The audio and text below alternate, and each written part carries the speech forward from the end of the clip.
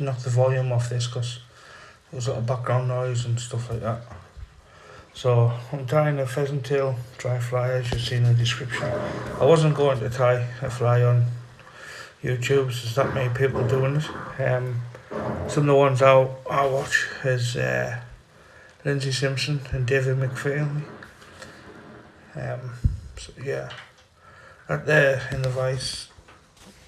That in the vice is a size 14 hook, just a normal bronze one, light gauge, light wire. Sorry. I've got a long tag on there. I'm going to use that as the rib.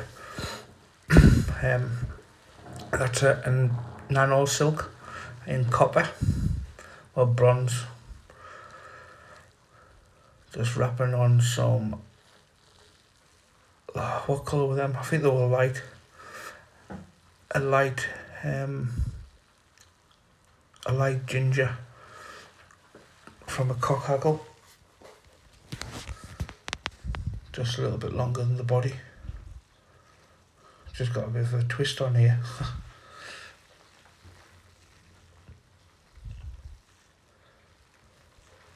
Got lots of wax on that tack end. Just so pull into the pheasant tail fibres next. Twist round on the body.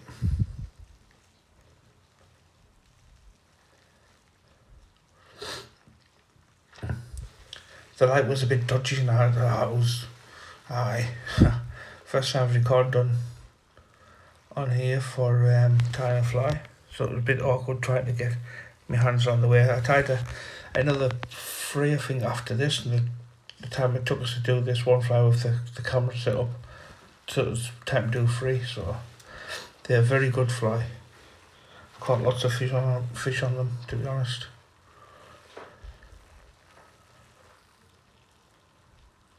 I think they just imitate a bit of all sorts, really. Because it's got the red game cock hackle and the what's it called again? I'm forgetting, my mind's gone blank. Bear with us, it will come to us. But this next bit is pheasant tail fibres. Tie them at the tip ends and then twist and wrap them around. I tried putting them in the hackle pliers and that, but it just wasn't working for us. Blue done, that's what's on the front end there, 2 turns of blue done at the front. We'll get to that in a bit. So I've tied the hackle fibre, the pheasant tail fibres in, about half a dozen at the tips. The body only really goes halfway up the hook shank.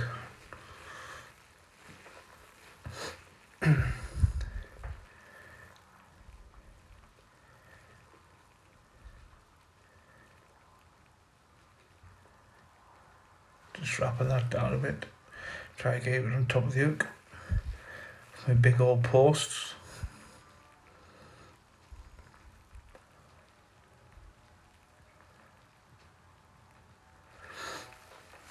It's been raining a bit today, so hopefully the rivers will lift up, might get out early in the morning.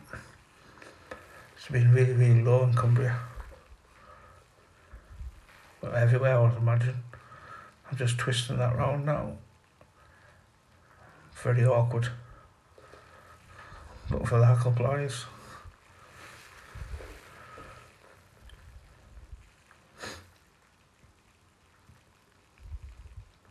They're out the centre of the tail of the cock pheasant. We've got loads of them. I've got a book full right the way across, about 20 pheasant tails in there. Ideal for all sorts of stuff.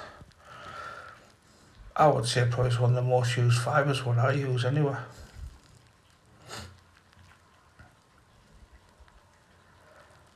Just try to twist it round and it's just not working for us. You could do some new hackle pliers or some rubbers just to put under that, just to keep grip.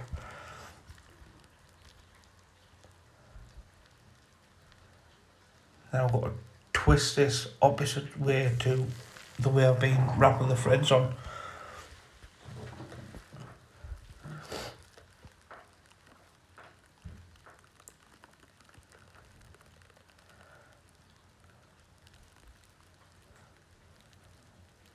It's a very brittle fibre, the pheasant tail, but I think it's effective. It'll give off lots of bubbles on the water and stuff like that. See them just ping out there.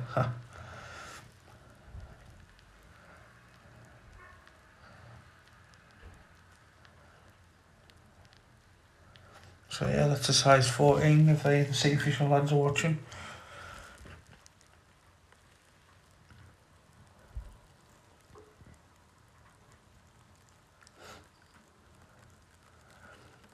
Really that,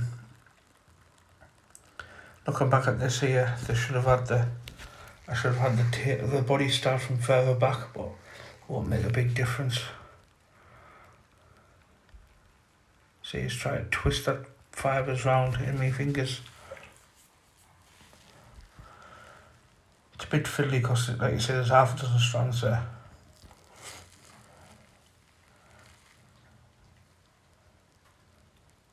Just pinch it down with that one, with that hand, and then back around, and then lock it off. I mean, as you can see, my fingers look a bit rough with the work I do. So the nano silk's actually fantastic. And clip the nano silk with your fingers, and it doesn't snap. So it's really good, like.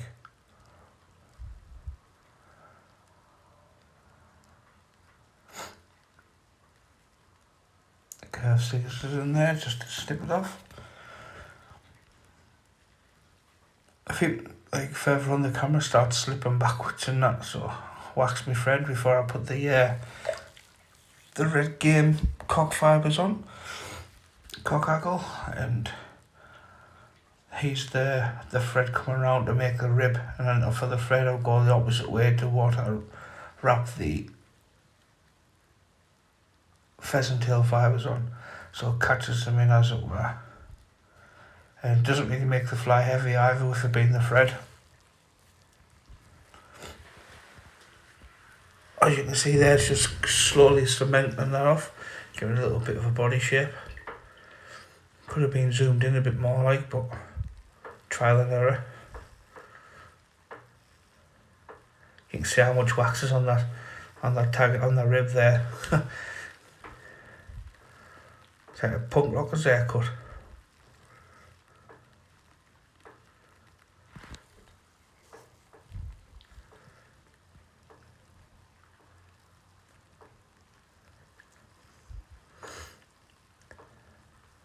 Just that little bit now is annoying, as that's all, but you're talking less than a millimetre. Yeah, you can see the tail there sticking up, it'll sit lovely in the water, that.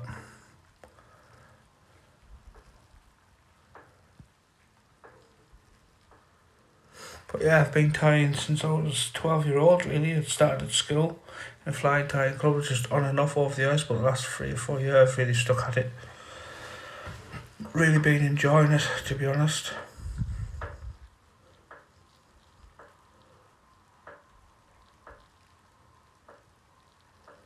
I'm just sorting out the red game cock hackle now.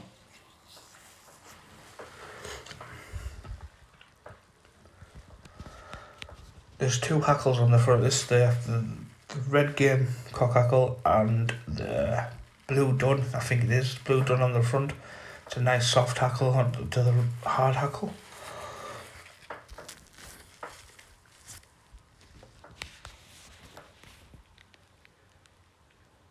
Where the cock hackle, for the sea fishing lads are not aware, the cock hackle keep it up on the top of the water as a dryfly, and it doesn't have much movement because they're a hard fibre. And then as for the blue dun, what you'll see is put on the front, it's a soft fibre, so that'll give a bit of movement in the water and look like legs on the fly. And I've had so many fish on this fly in the river and it's unbelievable.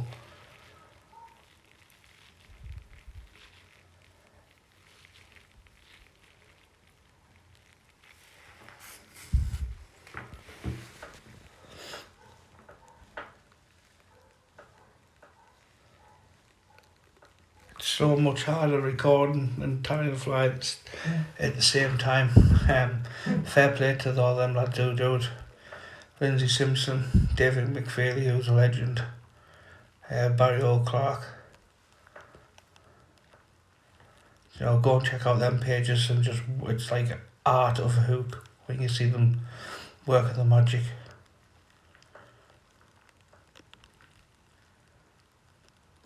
Let's wrap the hackle pliers. I think they snap off. I need to, I've chucked them away, doing my head in. Do a buy-on now. And for that there, I'm wanting them hackle fibres just a little bit longer than the shank of the hook. Because that fly comes through some fast water, it doesn't drop underneath. I want a good few turns on this. Like you can see, I've come from halfway up the hook shaft and coming up to near enough the head. I'll give myself maybe 1 or 2 mil at the end to put the dun on, which is a bit of a nightmare where you don't have a big head on the flies. And you got big hands like me. Let's catch that in there now.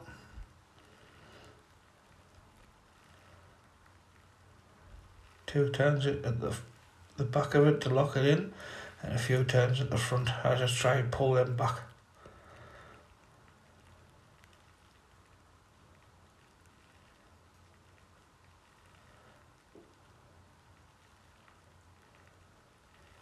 I'll just snap that off.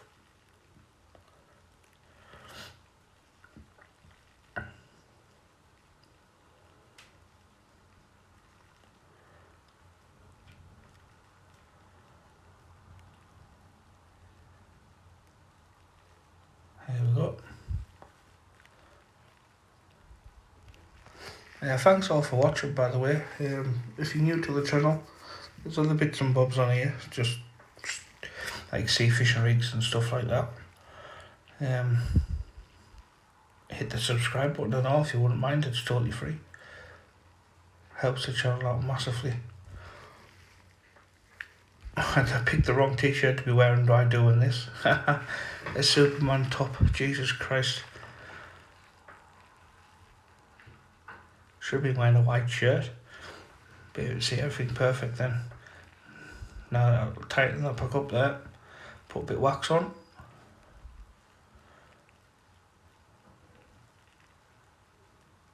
Just push them fibres back a bit with the finger. Then get the blue done. Now these blue duns, be 3 year ago, my uncle died, and I was given all of his fly tying gear and materials.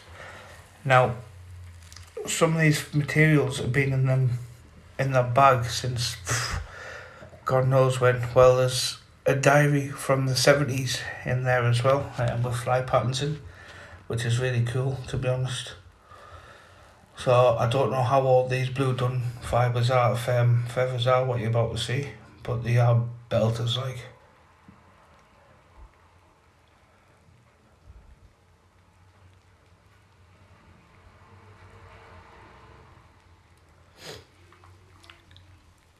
He was a salmon fisherman on the river. He used to fish the River Weir.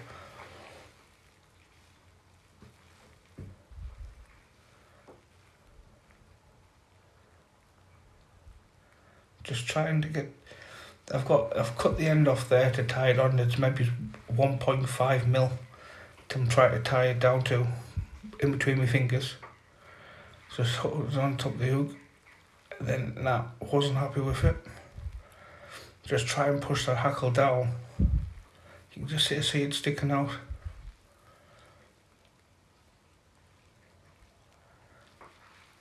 It's awkward putting 2 hackles on, especially when you only want one and a half to 2 turns on the front just to give a bit of movement to its legs. And you've got so little space to work with, as you can see there.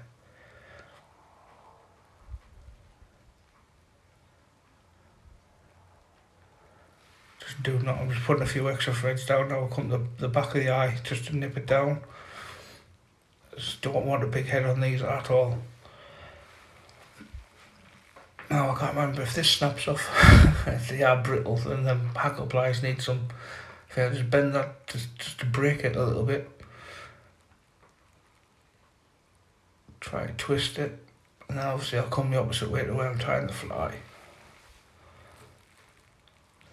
Watch how these spring out and look lovely. Just fold them fibres back, taking me time. Look at them pringing out there.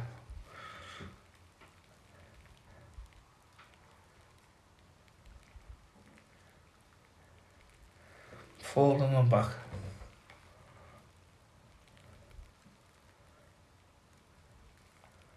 I might have been wearing my things as well at this point. I might have took them off.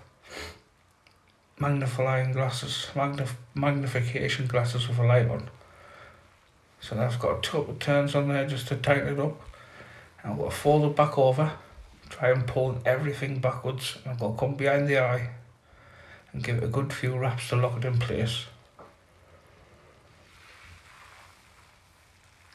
You see how the camera's moved upwards? Like I say, it's a learning curve. There's many other good videos out there of lads talking as they're doing it and stuff like that, but that there'd be just too hard for me.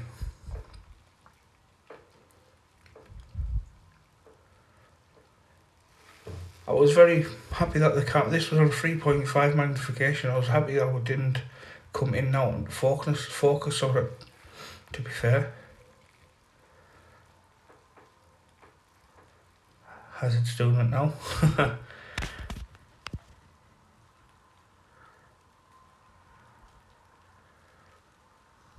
Finally, just put a bit of varnish on the old double needle. Put a bit on the thread, on the nano silk, which are fantastic, well worth the money. It was Lindsay Simpson who put us on the nano silks, because the normal uni threads were just snapping when they were hitting my fingers. And I get me whip finish tool, which I thought was going to be messed right up. Got a good few spinners on it, pulled and then sorted.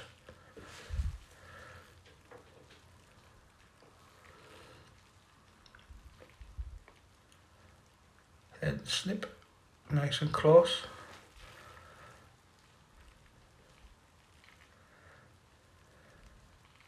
Dim there, so I'm going to brush.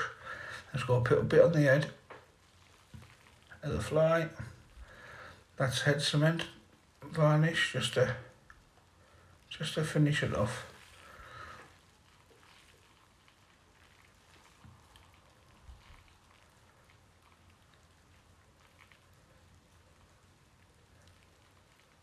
I mean, it looks massive, but on the water it's just a tiny dot really. Imitates all sorts of flies I've found. It's ideal when you see fish rising and you just chuck it just in front of them and it'll smash it. Now I've just got a little bit of the hackle what I was using, the red game hackle, just to clean the eye out, and then I'll pull them forward and snap the dun feather off.